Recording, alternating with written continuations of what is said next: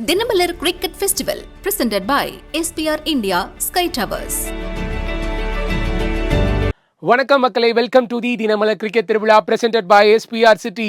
இன்னைக்கான மேட்ச்ல Mumbai Indians taking on Punjab Kings. Sawai Mansingh ஸ்டேடியத்துல தான் இன்னைக்கான மேட்ச் வரப்போகுது. ரெண்டு டீமும் தங்களோட லீக் மேட்ச்ல கடைசி மேட்சா இந்த மேட்சா ஆட போறாங்க.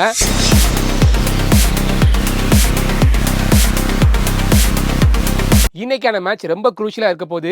ரெண்டு டீமும் ஆல்ரெடி பிளே ஆஃப் குவாலிஃபை ஆனாலும் இன்னைக்கான மேட்ச் ஜெயிக்கக்கூடிய டீம் குவாலிஃபயர் 1 ஆட போறாங்க. It's a very big advantage for sure. Qualifier 1ல செலக்ட் ஆகிறதுக்கான மிகப்பெரிய அட்வான்டேஜ் என்னன்னு எடுத்துக்கிட்டீங்கன்னா, குவாலிஃபயர் 1ல நீங்க தோத்தா கூட எலிமினேட்டர்ல ஒரு டீம் ஜெயிப்பாங்க. அவங்க திருப்பி உங்க கூட மோதுறதுக்கான ஒரு வாய்ப்பு இருக்கும். ஸோ இந்த குவாலிஃபை 2ல நீங்க ஜெயிச்சிங்கன்னா திருப்பி ஃபைனல்ஸ் விளையாடுறதுக்கான வாய்ப்பு இருக்கு. ஸோ அதனால தான் எல்லா டீமும் அந்த டாப் 2 ஃபினிஷ்க்கு எக்ஸ்பெக்ட் பண்ணுவாங்க. ஸோ இன்னைக்கான மேட்ச்ல ஜெயிக்கக்கூடிய டீம் அந்த ஸ்பாட் போறதுக்கான வாய்ப்பு இருக்கு. சவாய் மான்சிங் ஸ்டேடியத்தோட பிச் ஜெனரலா எப்படி இருக்குன்னா, ஸோ பால் பிச் ஆனதுக்கு அப்புறம் பந்து ஸ்லோவா வரும். ஸோ ஒரு மேசிவான டார்கெட் வைக்கிறதும் கஷ்டம், சேஸ் பண்றது அதை விட கஷ்டமா இருந்துச்சு.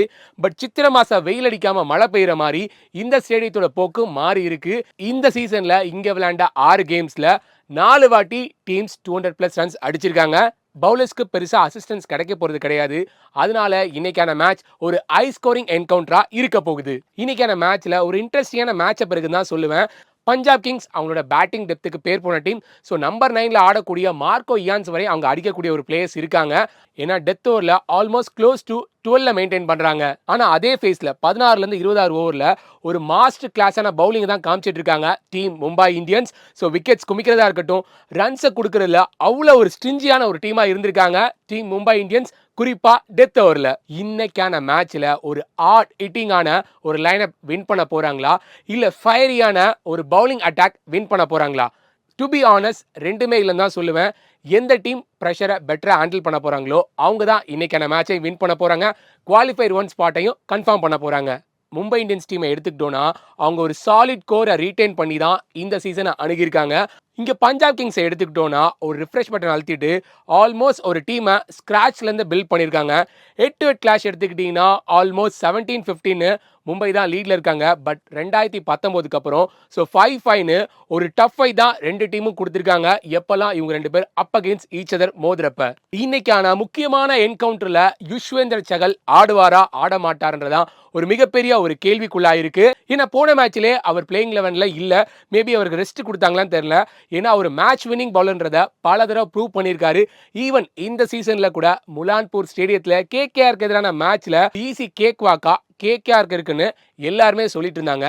பட் அந்த ஒரு லோ ஸ்கோரிங் கேமை பஞ்சாப் சாதகமா திருப்பி கொடுத்தாரு யுஸ்வேந்திர சகல்.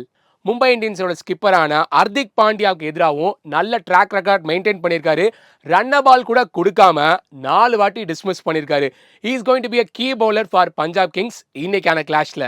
இங்க பஞ்சாபோட ஸ்கிப்பரான ஸ்ரேயஸ் ஐயர் எடுத்துக்கிட்டீங்கன்னா நல்ல ஃபார்ம் அண்ட் ரிதம்ல இருக்காரு. பட் மும்பையோட பேஸ் அட்டாக்கான Jasprit Bumrah, Trent Boult and Deepak Chahar எதிராக நல்ல ஸ்டார்ட் மெயின்டைன் பண்ணல. லிட்டரலி தடுமாறி இருக்காரு. இன்னைக்கான மேட்ச்ல இந்த பவுலர்ஸ்க்கு எதிராக எப்படி ஆட போறான்றது ரொம்ப குரூஷியலா இருக்க போகுது ஃபார் டீம் பஞ்சாப். 2 நாளைக்கு முன்னாடி டீம் பஞ்சாப் கிங்ஸ் இதே ஸ்டேடியத்துல டெல்லி கேபிட்டல்ஸ்க்கு எதிராக அடி வாங்கினாங்க. மேட்ச் அவங்களுக்கு சாதகமாக போல்னாலும் பஞ்சாப் கிங்ஸ் கண்டிஷன்ஸை பெட்டராக அசஸ் பண்ணியிருப்பாங்க.